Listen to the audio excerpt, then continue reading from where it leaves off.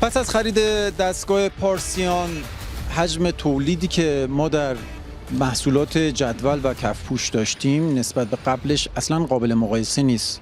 خب ما قبلا از دستگاه‌های دستی استفاده می‌کردیم، ولی از زمانی که دستگاه اتوماتیک پارسیان رو نصب کردیم، ضمن اینکه تولیداتمون خیلی افزایش پیدا کرده از نظر کمیت و حجم، به لحاظ کیفیت هم قابل مقایسه با قبلش نیست.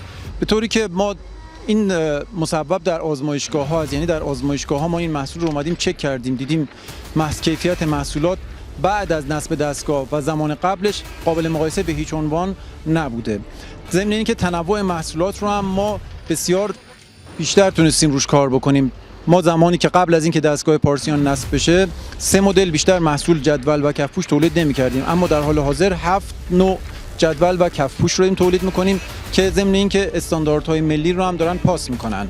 یعنی ما داریم محصولی رو تولید می‌کنیم که شرایط استاندارد ملی رو برآورده می‌کنه. شرکت دانش بنیان پارسیان ماشین سازان تبریز